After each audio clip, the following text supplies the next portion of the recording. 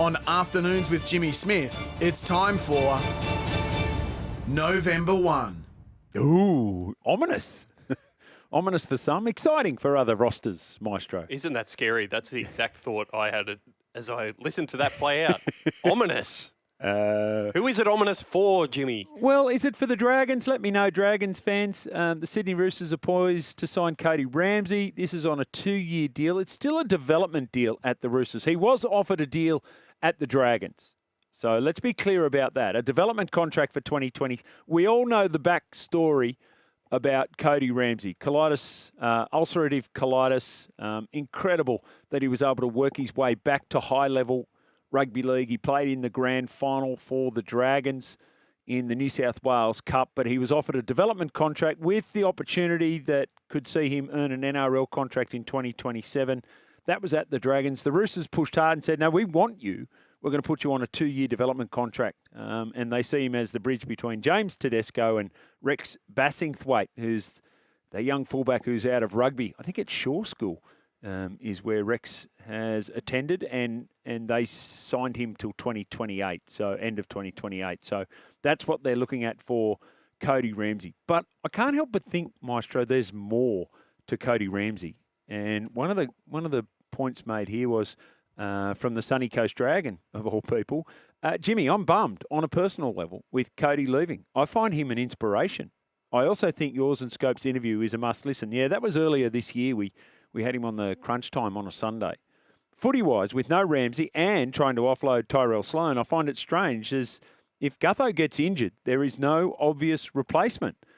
Sunny Coast Dragon. So remember, we're doing this, what are we? October 14. So, November 1's 2.5 weeks away. But as I said, I can't help but think there is more to Cody Ramsey than just his football, Maestro. He's the guy that when you're looking at in pre-season, you go, well, this was the point. Actually, resident Dragon here, Nathan Brooks was making off air. He's the guy, when he's running past you in pre-season training, you're going, oh, hang on.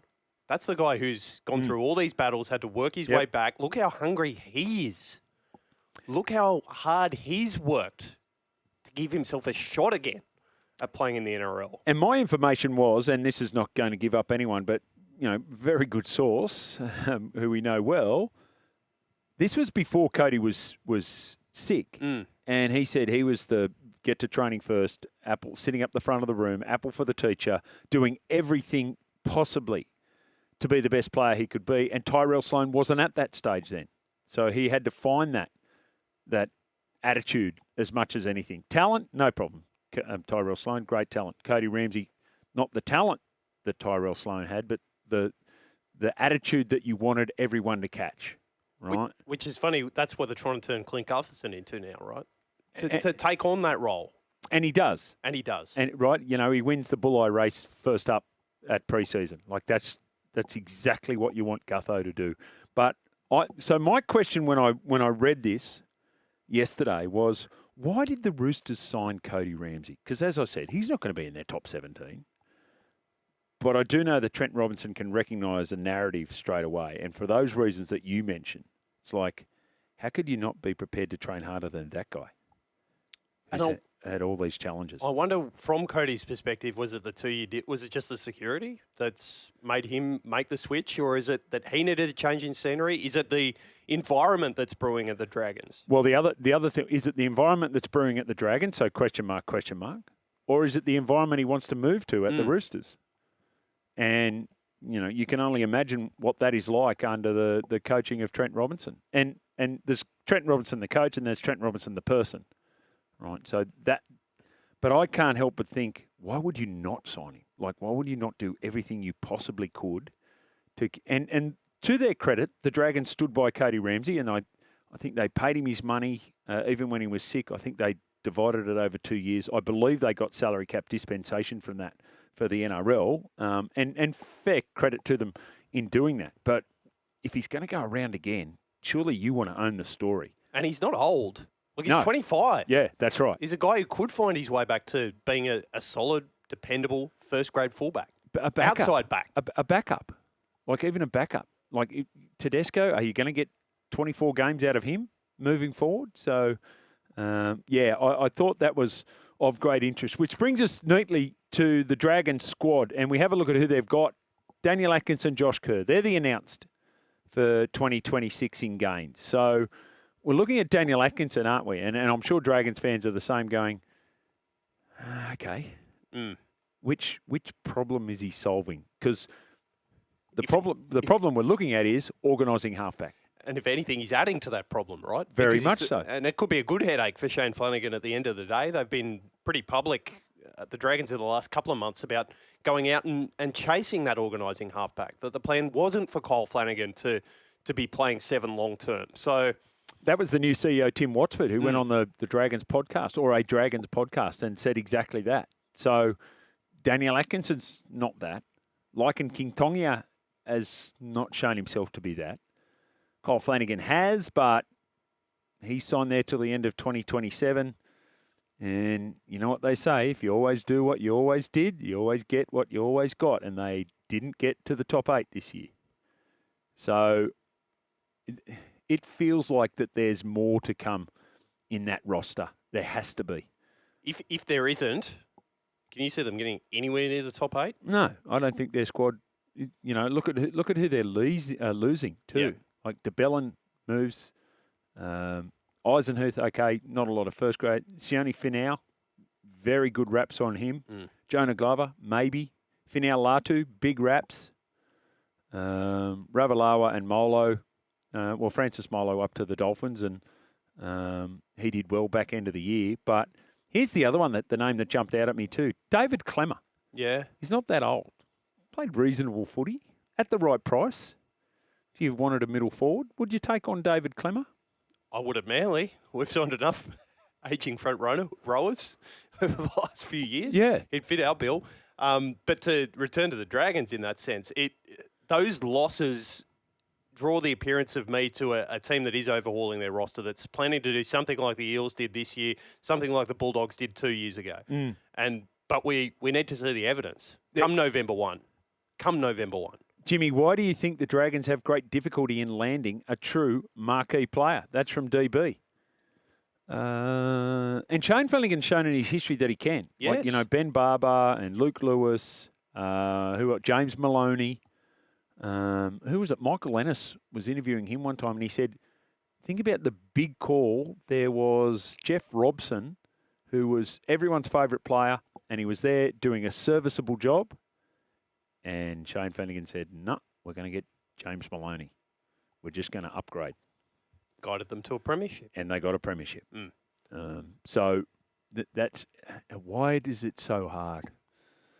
It's funny because if you're of a generation older than me, you think they're a storied franchise. If you're not, if you're younger, I think they look tired. I couldn't agree more. That's the view of them from my generation. Yeah. And that's the playing generation now, right? So the Dragons had that success. I think people remember the 2010 team and Jamie Soward and all the good things that happened then. But since, barely fired a shot. Here's the other thing. Let's get really excited about playing at 2 stadiums that aren't quite appropriate and dividing our time between Wollongong and Dragons and Cogra for training. Let's get really excited about that. Where are you going to live? Oh, God, that's right. I have to get in the car all the time. Which, if you don't live down there already, is an ask. Totally. And you're telling me that doesn't come into players' minds? They're basing their new high-performance centre there at the University of Wollongong. So that's a starting point. Good plan. Roosters getting Reece Robson. Only Cherry Evans is not, not listed there yet, is he, Jim? It's an interesting one. We threw it at Julie's Raps yesterday. I'll chase it for you. Yeah, she's chasing. Along with everybody else. That's right. She's on holiday, so she's going to chase on Monday, I think. But maybe we can add Cody Ramsey to this as well. And I say Rex Bassingthwaite extended to 2028. Tedesco, Walker, they're all extended. Nafahu White to 2029. They're losing Brandon Smith. They've lost him. Chad Townsend retires. Dom Young went to the Knights, and Ethan Roberts goes to the West Tigers. It's much of a muchness. The question marks now around are Angus Crichton, Siwa Wong, and to a lesser degree, Blake Steep. And so you have to work out, if you are Angus Crichton, what's the attraction? Is it R360? Is it rugby? Is it the Perth Bears? What did you make of Angus Crichton's form towards the end of 2025, Jim? I thought he dropped after Origin. No, I thought his year this year wasn't as good as last year. In Overall. saying that, last year I think he won the Wally Lewis medal. Like, he was absolutely spectacular. But I don't think he played that well as 24 in 25. Now, is that just a down year? Is that wider of an ongoing trend? And that's what we have to work out. At his best, one of the best back rowers in the league. Clearly in the top two. But so then you've got to work out, if you're the Roosters, are we going to spend all this money on this back rower and lose a Blake Steep or a Siwa Wong? Or do we keep the two younger guys? The number here reported at the moment is $800,000 a year. Can you make a case to continue that with the rise in salary cap as well? I think you can make it a case that $800,000 maybe for a further 2 years for Angus Crichton to keep him out of reach of the two expansion franchises, to keep him out of reach of rugby union over the World Cup period. So he'll be 32 by the end of that, if you do get him on the 2 years. 32. So you're looking at 26 he signed to there, 27, 28. Angus strikes me as the type of guy who might be open to a new adventure in Couldn't PNG. agree more. Couldn't agree more. He does strike me as that. Sia Wong's the other one that's up in the air, signed until the end of 2026. Everything is steering towards he will be kept. Again, as you always say, the price is probably the sticking point. Yep. It feels like Siwa Wong's best football is in front of him. Yes. Not sure I could say the same with Angus Crichton. Daniel Tupou's an interesting one. His best football is behind him, right? There's no doubt about that. And you've got two wing spots free if Nwanga Nitawase is headed off, which he is, and Daniel Tupou signed until the end of 2026, but not there for 2027. You've got two wing spots free there. Turns 35 mid-2026. Could you stretch him out to a 36? There has been a slight erosion of output, but only slight. And how much are you asking for output from a winger? How much difference are they making to you making a premiership push, as long as they're anything more than serviceable? What did Tim Williams describe it as? A cheat code. Kick it in the air to either Mark Nwanga Nitawase or Daniel Tupou. That's not going anywhere. His Not height's going not anywhere. going anywhere. Exactly. That's right. He's not shrinking. Not yet. We know that. Not yet. Maybe when he's 60, 65, and there's a compression of the vertebrae and all of that sort of stuff, but not within the space of 1 year. So, can I ask you one last thing on the Roosters before we move on? Go for it. What are they looking at as their premiership window? Do they think it's open now? Do they think with Sam Walker coming back into full fitness at that spawn, while Tedesco's still at the club, while Crichton's there, can they build next year almost as a little bit of a last dance? They will believe they can win the premiership next year. Okay. As they should. As they should. The Roosters should be every year, really. Well, this year they weren't until they built to it. Until they worked out, well, hang on a minute, look at this Robert Toya guy. What about Nwanga Nitawase? Look what he's... Nafahu White, we thought he was good. We didn't know he was this good. That's what they discovered. So whether they were thinking, 27, 26, absolutely. Premiership window for the Roosters, no doubt about it. Nick Quinn signed with the Dragons, Jimmy, in with a chance to play in the halves next year. And Clemmer will be in red and white next year as well. That's from the Pearl. Yeah, I saw that. Nick Quinn, haven't seen a lot. Former Dragon, played at the Rabbitohs, gone back to the Dragons. Big day in the history of, rugby league in the nation of PNG on Sunday. The announcement of the team franchise name. It will be the PNG Chiefs that enter into the National Rugby League in 2028. Their chair is the former chair of the Canterbury Bankstown Bulldogs, Ray Dibb. I'm happy to say that Ray's on the line. G'day, Ray. G'day, Jimmy. How are you? Really well, thanks, and appreciate your time today. How was it on Sunday up there in Port Moresby? The atmosphere looked tremendous. It must have been a huge, exciting day for the locals. Mate, every event there is a huge day. They love their rugby league. I was fortunate enough to be there a few weeks ago for their grand finals. And once again, sold out, pack house. The biggest thing is, mate, they sell their corporates over and over because they're in so much in demand and limited supply that they end up selling them. So that's going to be one of our challenges. We've got to get more corporate facilities there. There's already a lot of interest from the corporates there. Yep. A lot of expats from Australia, but also a lot of expats from America now who are enjoying rugby league. Yeah. We heard from the Prime Minister, James Marape. You were sitting alongside with Andrew Abdo and the announcement for the name. And I think you passed the motion at the board meeting earlier in the day. But tell us about the significance of the Chiefs and how how popular that was amongst those people who made that decision. Yeah, the Prime Minister announced when we first went over with our chief, Peter V'landys, and Andrew Abdo and co, and said he wanted to run a national competition because this was the people's team. And to his credit, that competition was run, and they had about 180,000 people engage. Yeah. They had over 24,000 actual voting. A lot of people don't have emails there. They work mainly on WhatsApp on their mobile phones. So they came back, they narrowed it down to the top 10 names. Those names are then brought back to the NRL. Andrew Hill and I passed them on to the NRL. And from there, the NRL went through the names, looked at all the facets of the name, the marketing, the branding.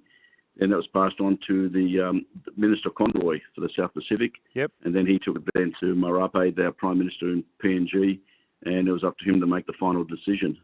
And then that final decision was made, and it was announced at our board meeting. He came to the board meeting where Andrew Abdo was also present, and it was ratified and sanctioned. Yeah, fantastic. You mentioned Andrew Hill there. I was going to ask you a little bit later, but I'll get to it now. It was a bit of a shock a month or so ago when he announced that he was stepping down from his long-time role as PNG CEO. He led the bid for the franchise and was successful in that, and then obviously developed a great deal of positive relationships both within the Australian government and the PNG government. Explain the challenge now facing the franchise in Andrew's absence.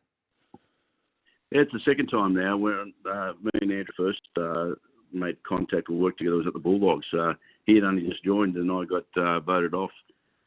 So we missed out on working at the Bulldogs, and now here I was excited to reconnect and work with Hilly again. And unfortunately, he got headhunted. Yeah. Hilly's done an amazing job there with a number of Aussies over there in PNG, Joey Grimer, Tony Archer, Scotty Parker, just to name a few. What they've built there, Pathways, 8 academies at the moment, with about 1,050 male and female players, part of those academies. And they've employed about 96 local staff. They've educated and upskilled over 150 school teachers to coach rugby league. Wow. Hilly's done an amazing job there. The foundations are really good. That's been laid there by Andrew Hill. Big loss, absolutely big loss.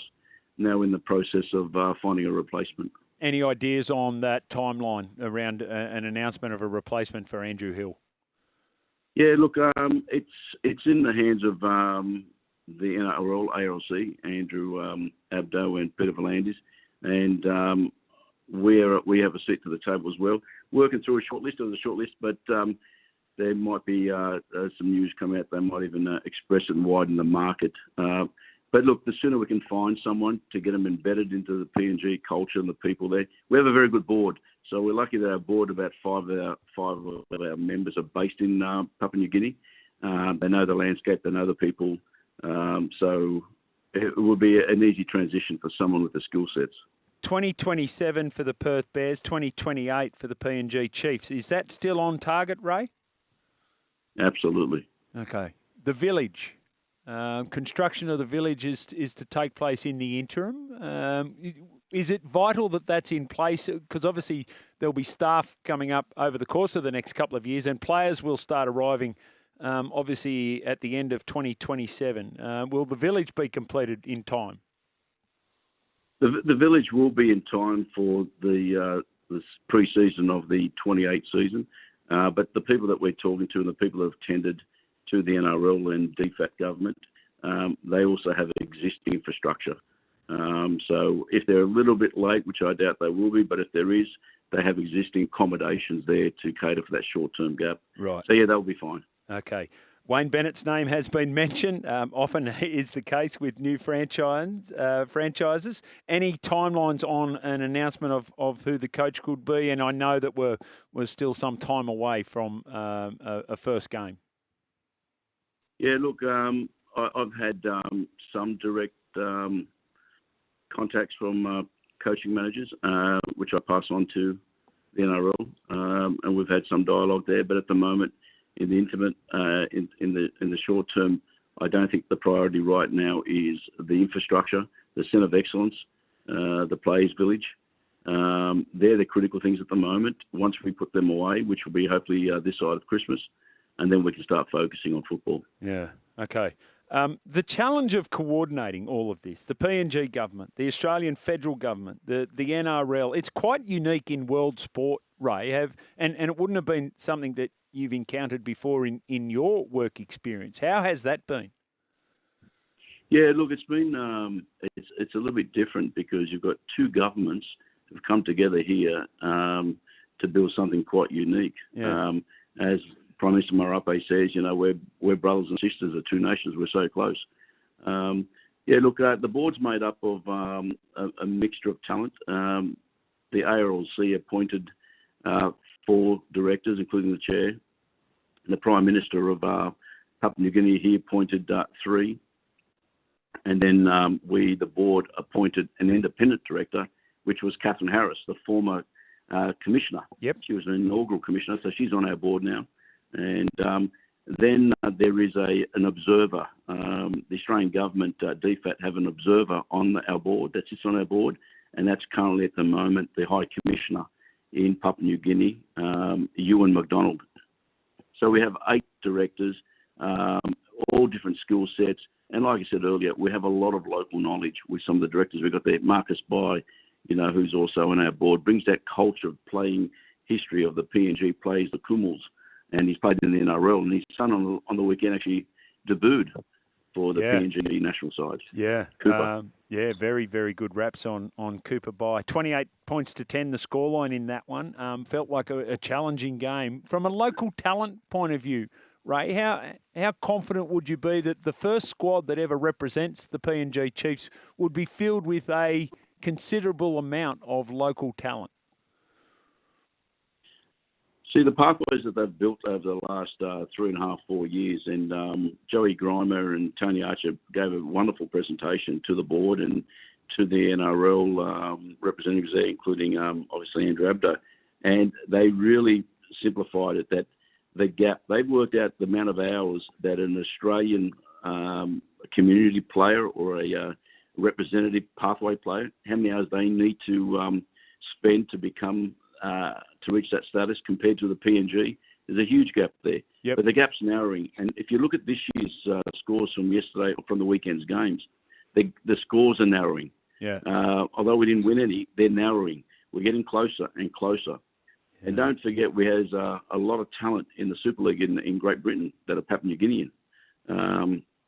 Also, the coach, Adrian Lamb, who's coaching over there as well. But there's a lot of talent over there. And part of the $600 million that the government's budgeted for the South Pacific, $250 of that $1 million is for the South Pacific, which includes Papua New Guinea, and that's for development, community football, but also Fiji, Samoa, Cook Islands.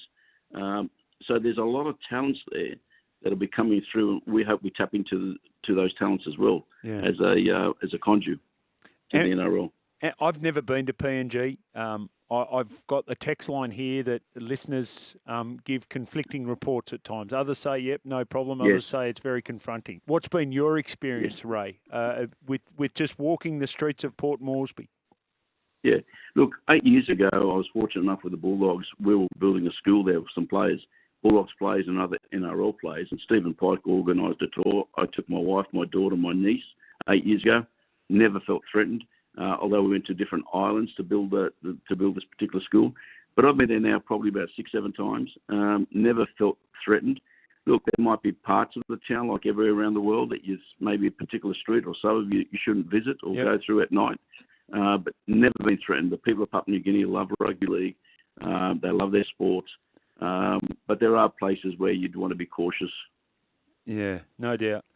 Ray, it's just extraordinary. It feels a lot more real now, given we do know the name, the PNG Chiefs. They are on target for 2028 in the National Rugby League. It is quite an incredible, I'll call it an adventure that you've set yourself on. We appreciate your time today, Ray. Thank you very much, and all the best for the franchise. Thanks for your time, guys. Cheers.